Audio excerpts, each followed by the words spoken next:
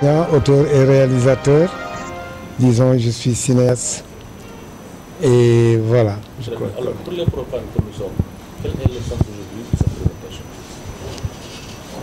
Je crois que dans ce domaine il n'y a pas de profane quand on vit dans un milieu culturel et artistique.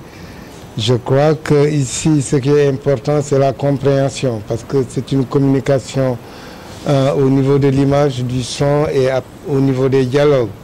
Ça, vous pouvez lire et comprendre et vous laisser influencer par l'âme d'un peuple, l'âme de l'expression culturelle de tout un peuple. Alors c'est pourquoi je crois que c'est très important que ces genres d'assemblées se passent pour qu'on puisse voir autre chose et pouvoir faire autre chose qui pourront véhiculer notre identité, notre âme à travers le monde. Voilà.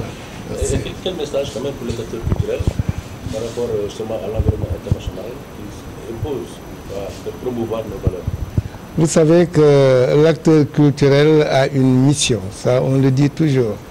Nous ne sommes pas des acteurs culturels avec le titre seulement acteurs culturels, mais nous devons véhiculer le futur, nous devons véhiculer la pensée, nous devons véhiculer la sensibilité, nous devons créer une nouvelle forme de réflexion, nous devons voir comment créer une révolution culturelle et aider nos populations à se voir, à se sentir, à se connaître et à conquérir leur fierté à travers ce que nous leur montrons.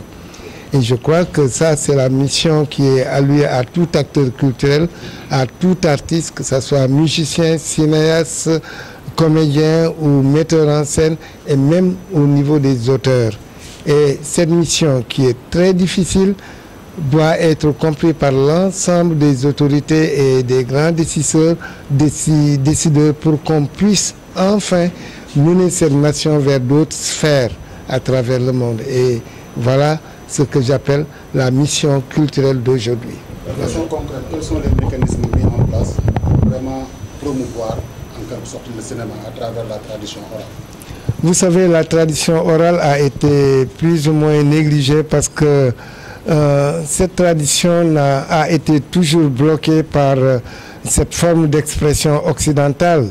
Parce que dès les débuts de notre école, nous avons appris à lire Molière, à écrire nos scénarios, copier à la manière dont les Occidentaux écrivent le scénario, les découpages techniques, la façon de faire la mise en scène et tout ce qui devrait exprimer les profondeurs culturelles d'un être est totalement bafoué. Aujourd'hui, notre langage doit s'appuyer sur ce qui véhicule notre histoire. Parce que vous devez remarquer que regarder un film est très différent que d'écouter un griot qui parle de ton histoire, qui parle de toi.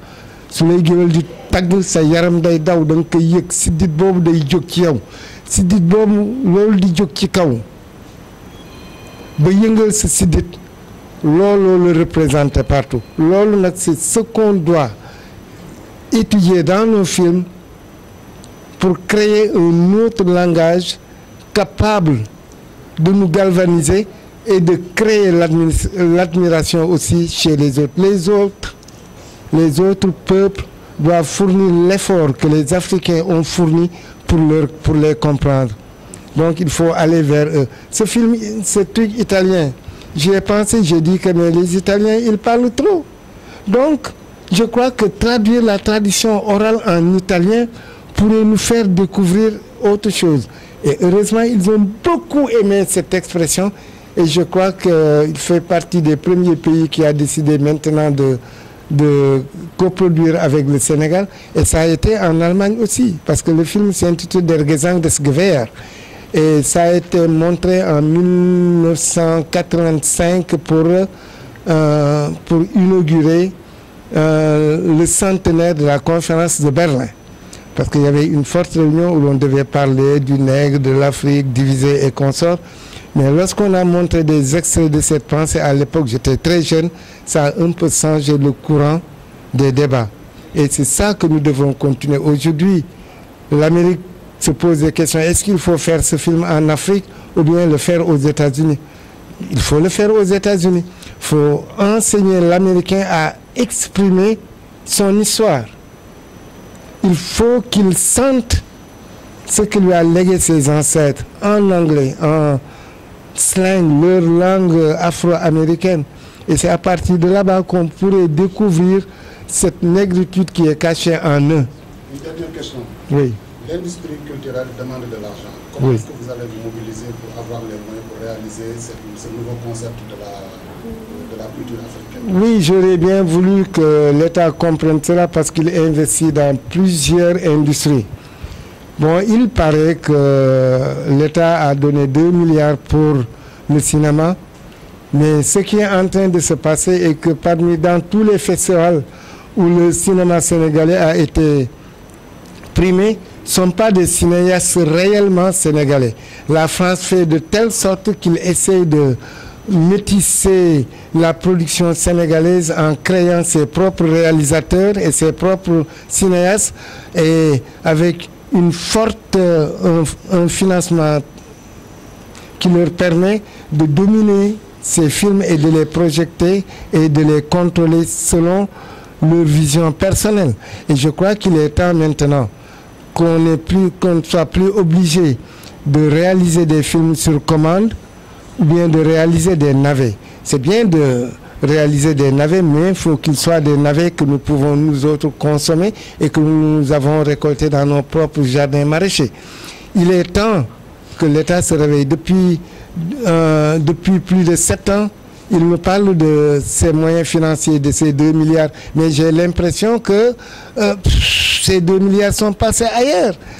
Ils en prennent un peu pour coproduire avec la France, et la France dit les films sénégalais avec un réalisateur franco-sénégalais. Nous ne voulons pas de ça. Nous voulons que le cinéma sénégalais s'exprime dans son propre langage avec des cinéastes sénégalais. Mais il est temps maintenant qu'on dise, ah oui, vous écoutez et consorts, ils doivent apprendre qu'ils ont une mission à travers le monde et que nous avons cette mission comme tout autre homme politique qui va négocier des fonds quelque part dans le monde.